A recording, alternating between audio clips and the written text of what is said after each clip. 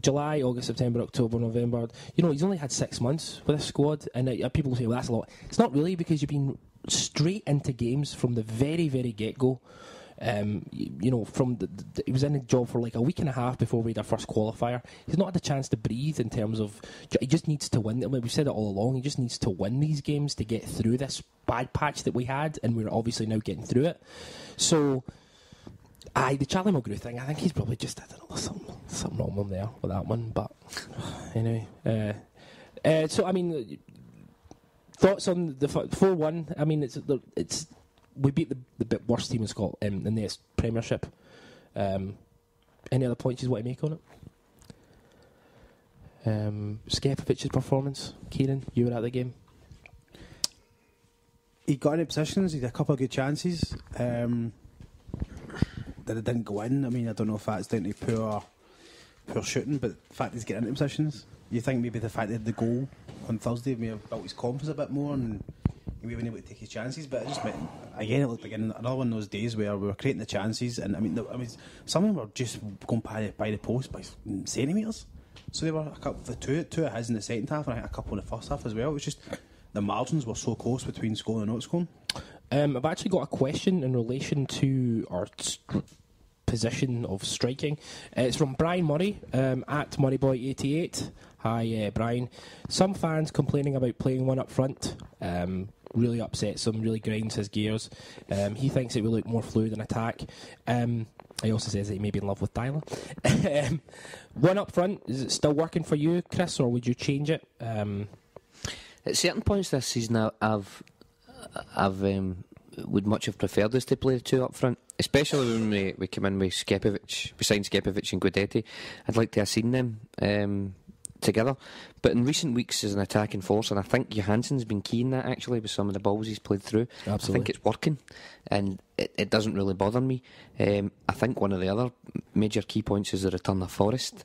I think Dyla's wide players, he was trying to get to pick his wide players earlier in the season that would be able to augment the attack.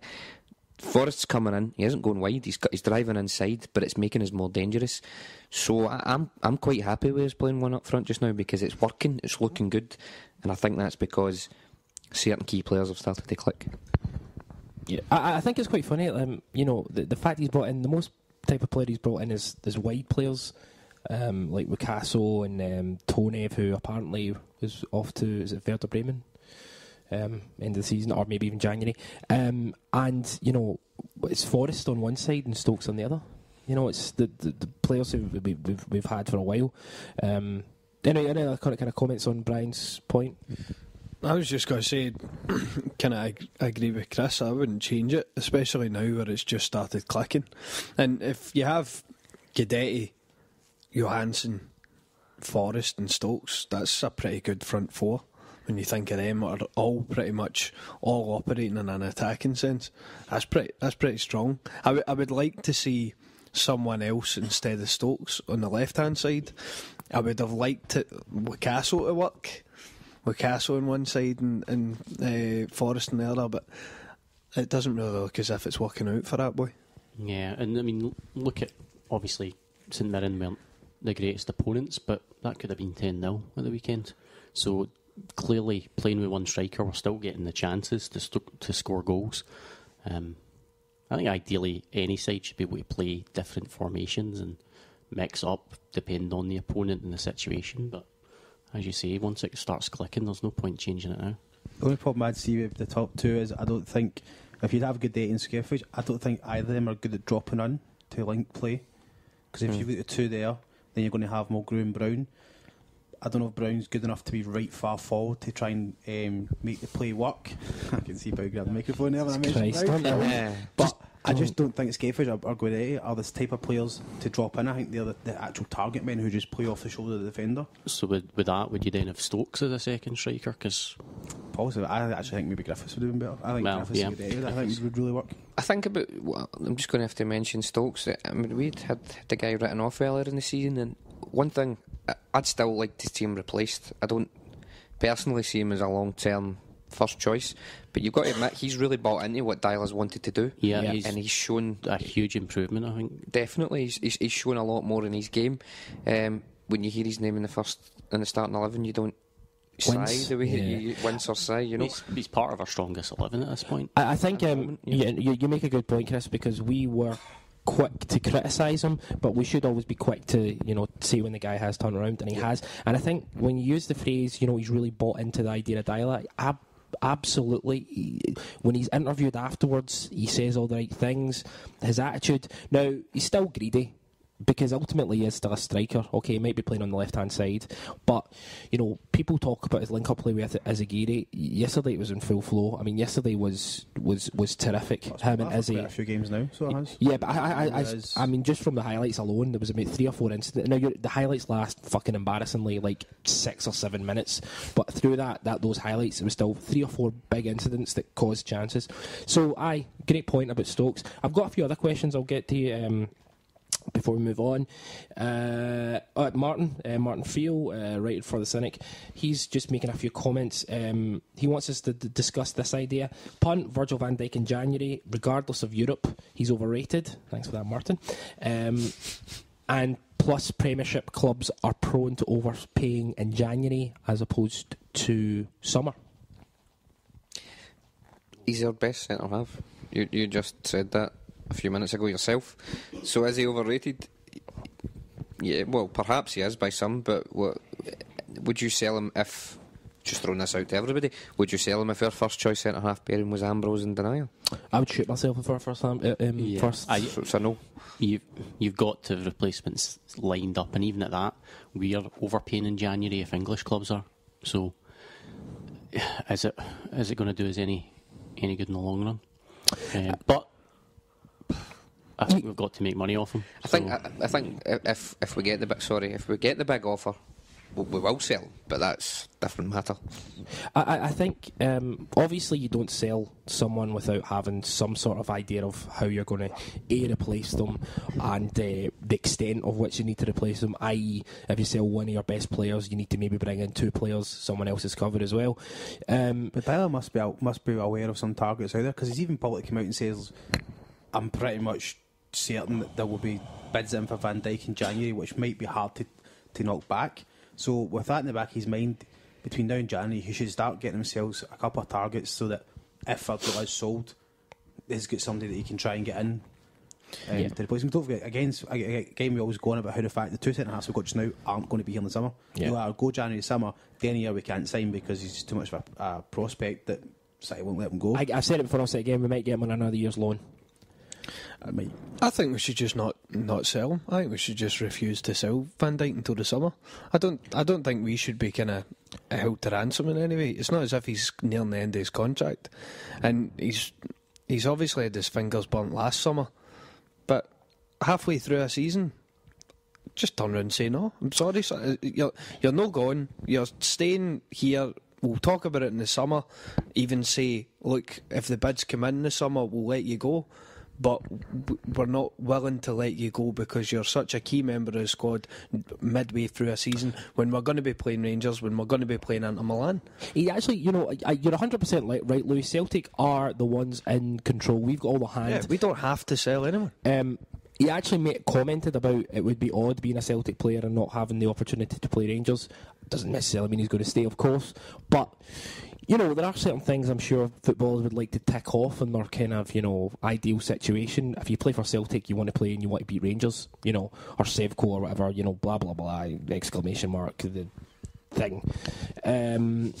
Because we were getting a bit of I just hate having to explain the whole the next club and all that dead parrot sketch sort of stuff.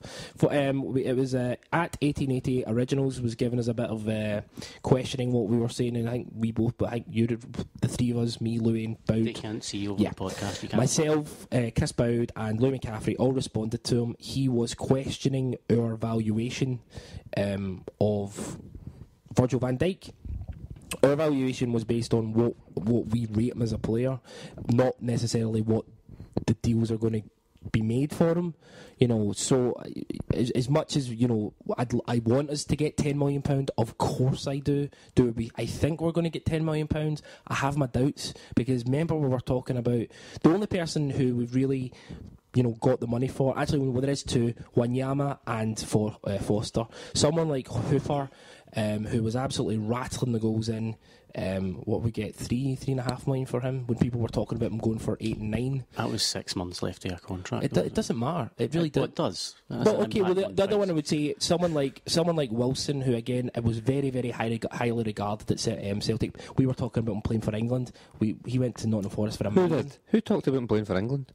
Not us, because we're not idiots, but people talked about him playing for England. Fuck for that. It's the usual, I don't know why Celtic fans want people to play for England, but as soon as we sign an English player, he should be in the England squad, just automatically. Chris Commons, I think, should be in the England squad. Whatever happened to Kelvin Wilson? Is he still playing football, or is he?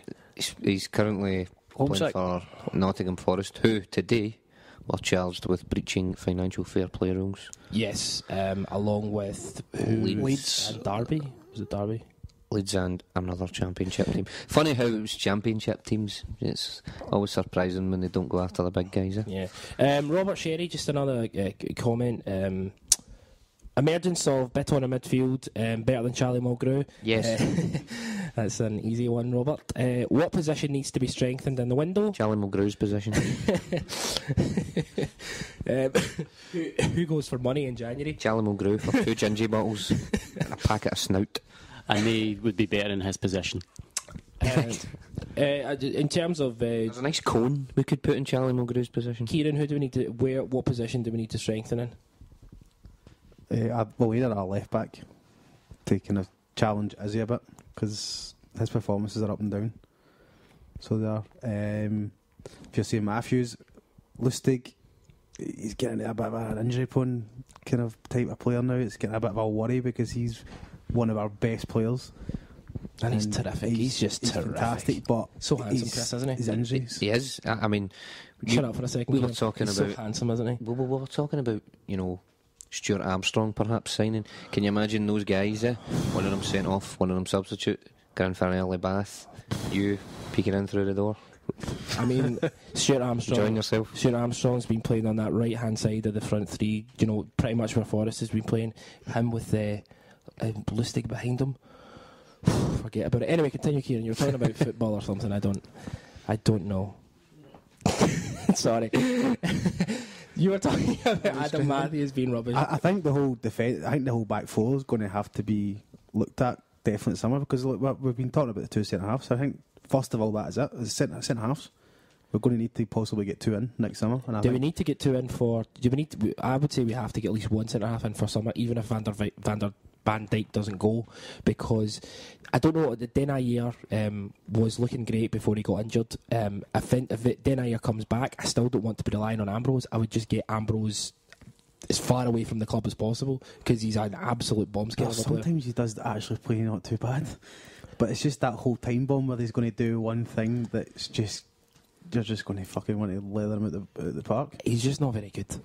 There's sometimes he was skinning some of St Mirren. It was getting nice, good cheers for the fans as well. Yeah, he does all that crazy dribbling, and that's fine against St Mirren. But when he does it against Inter Milan and the San Siro, he's also a centre back. Yeah, I know he can play different positions, but he's a centre back. I don't want my centre back dribbling past people. Just can do the job. I agree. Rose Ed for this fella, this Steve McManus looking motherfucker. Look at this. Hey, played football get with me. McManus back in, innit? Get McManus. it shouldn't be too much money, wouldn't it, to price him away from... to be honest, I'm pretty sure Motherwell would fucking give us them. What's he doing? He plays for Motherwell. No. McManus is hoof. Caldwell, what's he doing? I had to do my Heath and Hood rule thing there. He's still at Wigan. He's still at Wigan. He's a coach at Wigan. I seen him interviewed before the Scotland Ireland game, and he says he has hopes of getting a call up to the Scotland squad. Do you know, I could just imagine in January Caldwell coming in as a coach, putting his arm around Ambrose and saying, I'm going to teach you, son. And he'll solve all our problems at centre half. So to answer your question, Robert, just defensively we need strengthened, I think. Yeah. I think Izzy and Lustig are 2 good players. Izzy, as you say, could do with competition. Lustig could do with being fit. But the centre backs are the big problem. He goes on to say, with evidence that Ronnie Dyler's style of play in recent domestic games, how we've played, will that bring people back to Parkhead? Because the stadium was looking very sparse at the weekend. Will it? I think it might eventually, but I think there's still quite a lot of people who either don't like Ronnie Deila because they still feel as if they don't know him, Yeah. or they're